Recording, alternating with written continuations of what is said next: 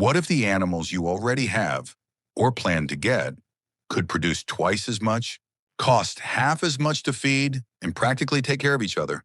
Not by getting better animals, not by spending more money, but by changing one thing: the way you combine them. Most backyard farmers raise chickens, most raise rabbits, some have goats or a cow, and most of them are frustrated, spending more on feed than they're getting back. Watching animals get sick, wondering why it's not working the way they imagined. Here's the truth that took me years to figure out.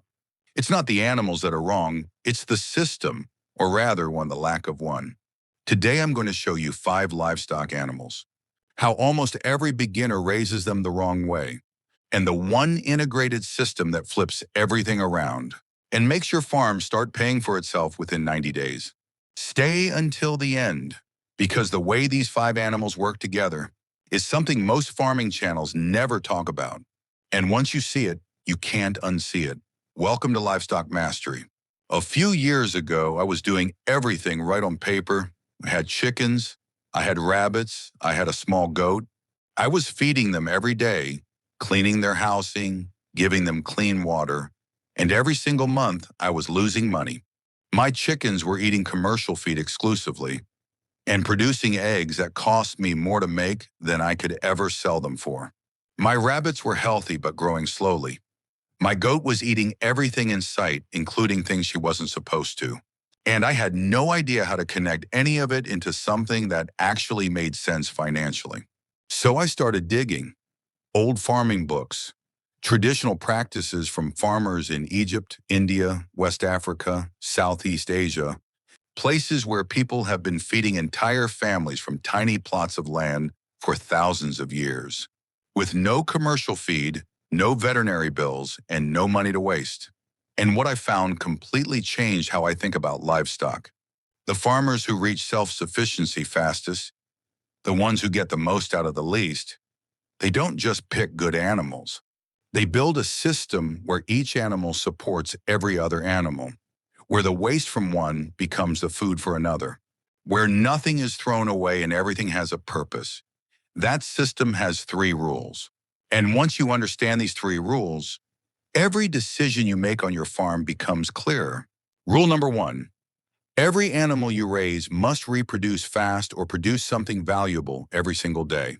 Rule number 2, every animal must be able to eat cheap, ideally foraging for part of its own food. Rule number 3, the output of every animal must feed, fertilize, or reduce the cost of something else on your farm. These are not complicated rules, but almost no beginner applies all 3 at once. And that's exactly why most small farms stay unprofitable for years, or never become profitable at all. Now let me show you the 5 animals, the mistakes most people make with each one, and how to use them the right way. Animal number 5, fish, specifically tilapia or catfish. Most people who try fish farming make the same mistake. They treat it as a separate project, a tank in the corner, disconnected from everything else. They buy commercial fish food, they change the water manually, and they wonder why the cost keeps climbing. That is the wrong way. The right way is to understand that fish are the most feed-efficient protein animal you can raise, converting feed to body weight at a ratio of 1.5 to 1, compared to 2 to 1 for chickens and 6 to 1 for cattle. And when you connect your fish tank to the rest of your farm, feeding them with composted manure and organic kitchen waste, using their water to irrigate your garden, the cost of raising them drops to almost nothing. A simple backyard tank, under $100 to build, can produce 50 to 100 tilapia. In 90 days, they reach edible size. That's real protein at near zero ongoing cost, but only if you connect the system. Animal number 4, goats. The mistake most beginners make with goats is keeping them confined and feeding them grain. Goats are not grain animals. They are browsers, meaning they are designed by nature to eat rough vegetation, dry brush, weeds, and tree leaves that nothing else will touch. A goat that is allowed to browse for even a few hours a day will dramatically reduce your feed cost. A goat that eats only commercial grain will develop metabolic problems and cost you more than she produces. The right way to raise goats is to use them as your land clearing system. Let them clean up rough pasture, overgrown areas, and vegetation waste. Then supplement with whatever the rest of your farm produces: garden scraps, vegetable waste, leftover hay. A dairy doe in good condition gives 2 to 3 liters of milk per day, starting within weeks of kidding. Twins are common. The herd grows fast. And 65% of all red meat consumed globally is goat. The market is everywhere. Animal number 3, chickens. Everyone has chickens. Almost no one uses them correctly. The most common mistake: feeding commercial pellets exclusively and keeping chickens in a fixed coop that never moves. The result is high feed cost, depleted soil underneath the coop, and chickens with weakening immune systems. The right way is rotational integration. Move your chickens through different areas of your land, ideally behind your goats or cattle. Chickens scratch through manure, eating parasites and larvae, which dramatically reduces disease pressure in your entire herd. They fertilize as they move. They find a significant portion of their own food. And their manure, the richest nitrogen source of any common farm animal, gets spread evenly across your land instead of piling up in one toxic spot. A hen that forages 4 to 6 hours daily costs 30 to 40% less to feed and produces nutritionally superior eggs. That is not a small difference. Over a year across a flock of 10 hens, that's a significant amount of money saved and better eggs produced. Animal number 2, rabbits. Rabbits are the most underestimated animal in small-scale farming, and the mistake most people make is thinking of them as pets. Soft housing, individual care, low reproduction. The right way to think about rabbits is as a protein multiplication machine. One doe produces 6 to 10 offspring per litter. She can have 4 to 6 litters per year. Each rabbit reaches market weight, around 2 kilograms, in 8 to 10 weeks. One breeding pair, managed correctly, can produce over 100 kilograms of meat per year.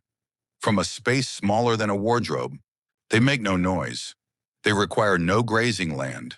And their manure is the only animal manure that goes directly onto garden beds without composting. It will not burn plant roots. It feeds your garden, which feeds your goats and chickens, which feeds your system. The mistake is raising rabbits in isolation. The right way is to place their hutches above your garden beds or compost area, so every dropping goes directly where it's most useful. And animal number 1. This is where most people expect me to say something exotic, something they've never heard of.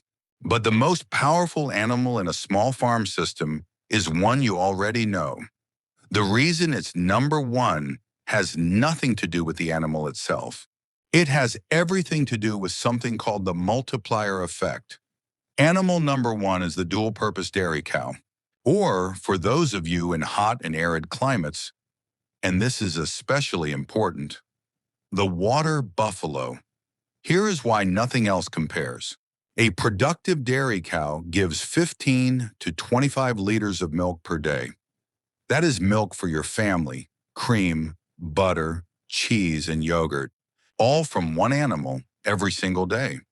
In most parts of the world, the daily milk from one cow covers the entire family's nutritional needs and still generates surplus. But the multiplier effect goes much further than milk. The manure from one cow can fertilize a full acre of vegetables, enough to grow food for an entire family. That same manure, composted, becomes premium organic fertilizer. The whey left over from cheese making feeds your chickens and rabbits as a free protein supplement, reducing their feed cost. The cow grazes on pasture, which the chickens then work through behind her, controlling parasites and spreading fertility. One cow does not just feed your family. One cow funds and feeds your entire farm system. For those of you in hot climates, the water buffalo is not a compromise. It is an upgrade.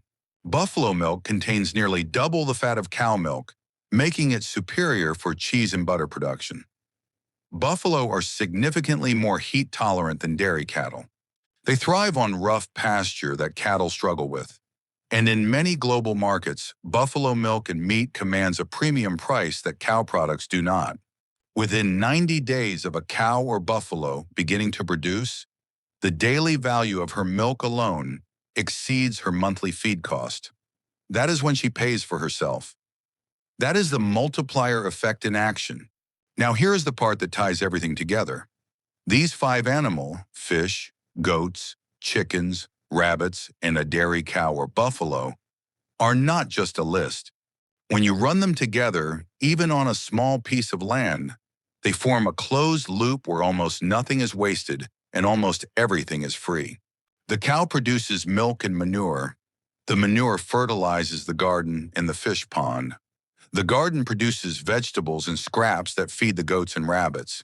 The rabbits and chickens produce manure that goes back into the garden in the compost. The compost feeds the fish. The whey from the cow's milk feeds the chickens and rabbits. The chickens follow behind the goats and the cow, cleaning up parasites and spreading fertility. Every output becomes someone else's input. Every waste product becomes someone else's food or fertilizer. The system feeds itself. This is not a new idea. This is how farming worked for thousands of years before commercial feed existed, before every input had a price tag, before farms became dependent on supply chains they could not control. The farmers who figured this out are the ones who never worried about feed prices going up, because they were not buying feed. They were growing it from the outputs of the animals they already had. Here is how to build a system in 90 days starting from nothing. In weeks 1 and 2, you start with the easiest and fastest returning animals. 5 laying hens and 1 breeding pair of rabbits. Set up basic housing. Nothing expensive, nothing complicated. Begin collecting manure from day 1 and composting it. In weeks 3 and 4, your first rabbit litter arrives. Your hens are producing eggs daily. You are already generating protein and fertilizer. Begin preparing your fish tank or pond using basic materials. In weeks 5 through 8, add your tilapia fingerlings. Connect the fish system to your compost and garden. Organic waste feeds the fish. Fish water irrigates the plants. Add a goat if your space and budget allow, and begin using her to clear rough vegetation. In weeks 9 through 12, you have your first rabbit harvest. Your fish are approaching edible size. Your garden is being fertilized for almost zero cost. Your system is working. From month 4 onward, when your system is stable and generating consistent output, you begin preparing for the cow or buffalo. This is not a day 1 purchase. This is the animal you add when the rest of your system is ready to receive and amplify what she produces. That is the 90-day path, not to perfection, but to a working, self-reinforcing farm system that gets cheaper and more productive every single month. 3 things that will kill this system before it starts, and how to avoid them. First, do not start with everything at once. The fastest way to fail is to get all 5 animals in the first month. You will be overwhelmed, animals will get sick, and you will lose money before you understand why. Start with chickens and rabbits. Master the basics, then expand. Second, in hot climates, heat is your number 1 hidden enemy. Chickens stop laying efficiently above 35 degrees. Rabbits can die above 30. Every animal in this system needs shade, ventilation, and constant access to fresh, clean water. Your summer management will determine 80% of your annual results. Third, feed diversity is not optional. Rabbits that eat only commercial pellets develop weaker immune systems over time. Chickens that never forage produce nutritionally inferior eggs. Goats that eat only grain develop metabolic problems. Every animal in this system should be getting at least part of its nutrition from natural, varied sources. That diversity is what makes them resilient. And one final tip that most Western farming content never mentions. If you are in a warm climate, plant moringa trees. Moringa leaves contain 25% protein by dry weight. They can be fed to every animal in this system. The tree grows in almost any warm climate, requires almost no water, regrows from cutting within weeks, and costs nothing to maintain. It is a free, renewable, protein-rich feed supplement that will reduce your commercial feed bill significantly from the moment you plant it. So there it is. 5 animals, fish, goats, chickens, rabbits, and a dairy cow or buffalo, not raised in isolation, not fed exclusively on commercial feed, but connected into one system where each animal supports every other, where waste becomes food, and where the whole becomes far more valuable than the sum of its parts. This is how small farms become self-sufficient. This is how families feed themselves from small plots of land. And this is what Livestock Mastery is going to keep showing you, one video at a time. If something in this video changed the way you think about your farm, hit the like button. It helps this channel reach more people who are trying to do the same thing you are. Subscribe if you want to see the next video where I break down exactly how to build a zero-cost rabbit feeding system using only what grows around you. And drop a comment below. Which of these 5 animals are you starting with and why? I read every single one. Thank you for watching. I'll see you in the next one.